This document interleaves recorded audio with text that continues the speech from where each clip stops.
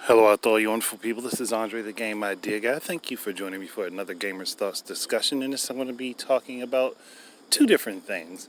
Firstly, the 3DS, and that is because Nintendo has finally stopped production on newer 3DS models, meaning any of the original 3DS, any of the new 3DS, any of the 2DS and the new 2DS.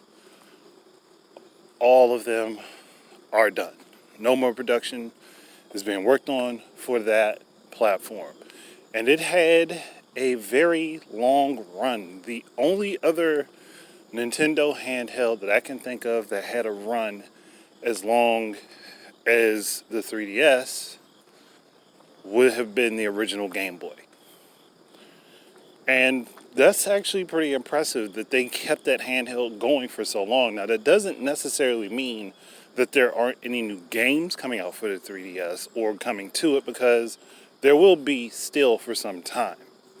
I mean, indies can make a lot of money on that platform because they can put out their games with less cost to them. And on top of that, they get to be a little bit creative because the system still is a 2-screen system at the very minimum.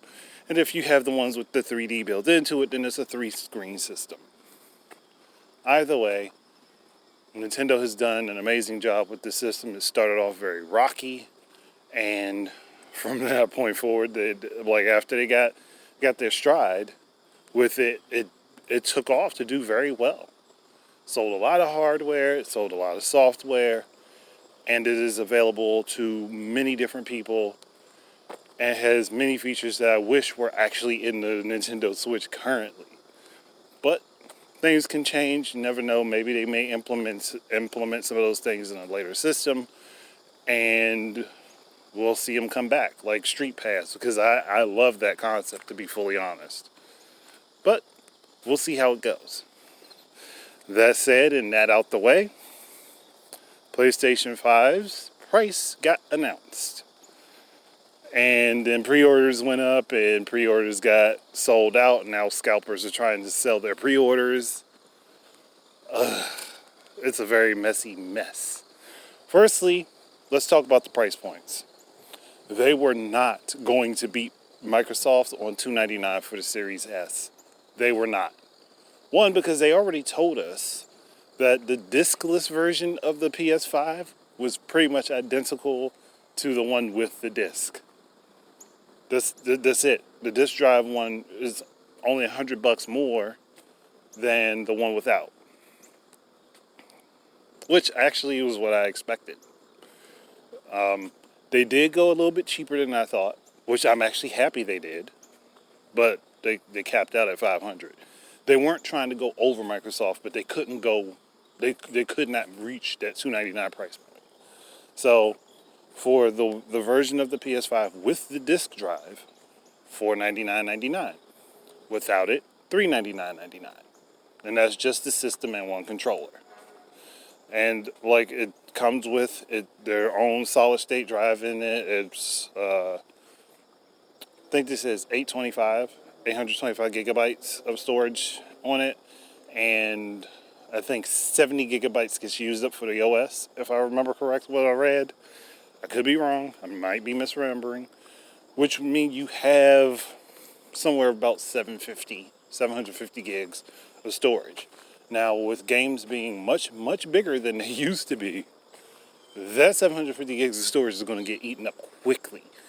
And even if you are playing your PS4 games off of it, that's still going to eat it up quickly, unless you get external storage. No matter which version of this console you get, you're going to need external storage. And the same is true for the Xbox Series S and X. So, don't let that idea, don't let that idea pass you by.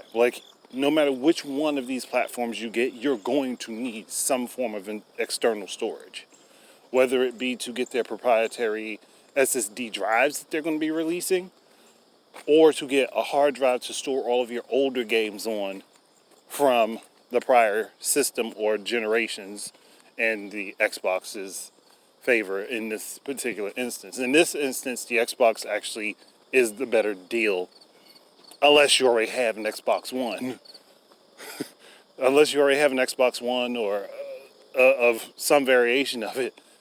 In this situation, the Xbox Series is the better deal currently. But it also came out that Sony was lying to people about cross-generational games. Now, I kept quiet on that issue because I knew they were going to be lying about it.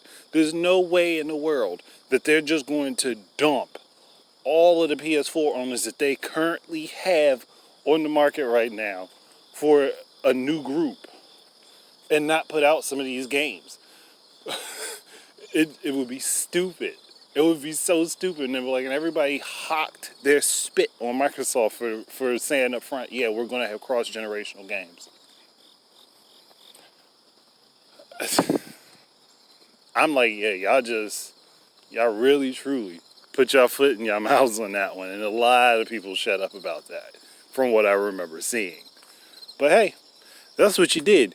You put your foot in your mouth thinking that you were going to have games that, quote unquote, weren't held back by the PS4. I'm going to put this out here right to y'all right now. The Xbox One and the PS4, as far as the potential of these machines, they haven't actually been tapped out. They have not been pushed to their fullest extent. You want to know why? Because third-party games are made to be almost identical across platforms as best as they can get. There's nothing special about the individual games, and even their first-party games haven't really utilized the full potential of their machines. So, yeah, these consoles are not fully tapped out. They have not been fully utilized to their best. And that means that teams have to come up with new ways to code to work within the limitations of the machine, and they haven't exactly done that. What they have done is brute force everything.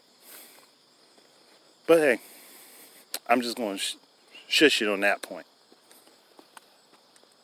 Either way, Sony basically straight up lied to people. They even had a thing up on their site where if you signed up for it, you'd be one of the first to get notifications about pre-ordering the system. And that has yet to happen. Microsoft even, the Xbox Twitter account even kind of took a couple jabs at them for it. So, yeah, Sony kind of dropped the ball on that one. When they announced the price and stuff, and then stores and everybody went online with their pre-orders and said, oh, hey, these are all the different bundles you can get for it, they screwed everybody over. And PS Now is going to become more like Xbox Game Pass, which PS Now is already on PC, and you'll be able to use it on your PS4 and PS5. So it's like, is there really a point to necessarily getting the hardware? You don't necessarily have to get the hardware to play the games anymore. It's just kind of how it is. The only one in this category that it still sticks to being true with is Nintendo. But I think the difference with PS Now is that you probably won't be downloading games, you'll just be streaming them. Because I didn't catch everything that happened with all their reveals. I did see some of the trailers and the stuff looked nice and all, but I really didn't get into everything. So I'll probably have to watch that back to see if I'm right on that or not. But if you've already got PS Now on your PC, you could essentially skip getting Sony's next platform as long as you have a beefy enough PC. And the same is pretty much true for the Xbox Series X. As long as you got a beefy enough PC, you can kind of skip it. And also, Sony was the one to drop the bomb that the prices of games are going to go up. They're going to go up by $10. And I'm assuming that means all standard editions upward. So there will be deluxe editions that cost more. And this is something I had talked about before. This is something I know several other people have talked about before. Because we all realized, we all saw the writing on the wall that gaming was going to be more expensive. The controllers are going to be more expensive. The games are going to be more expensive. You're going to be spending more money. Simple as that. It's an expensive hobby. Always has been. But it's not like games haven't been that price before, but because back during the N64 days, games were that pricey. Some games were more, some games were less. It's just like there was a variation in the price range.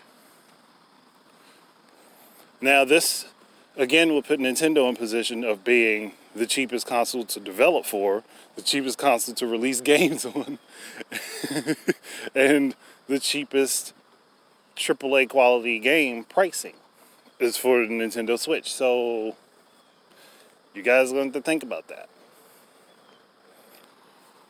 But still, now, personally, if I were to look at these platforms objectively, right now, for me personally, well, not me personally, but objectively, if I were to look at both platforms and say, okay, which console would be the better deal? Because if I'm talking strictly the full suite of things, then the Xbox One Series X, Xbox Series X would be the one to get. But in my own personal life, a PS5 would actually make more sense for me because I still have an Xbox One and I can still play any of the new games that are going to be coming out for the next couple of years. And also with Game Pass and things of that nature, it's kind of, it leans in that favor. But I don't want to like skew anybody's perceptions of things. Like, all Sony really did was what they did for the PS4. The thing that people kept trying to deny was going to happen. And there's some other tidbits and things out there that I've been hearing little inklings of, but I don't want to say because I want to be sure that those things are right. It's different if I saw something and thought one thing and maybe made a mistake on it rather than just taking someone else's word for something.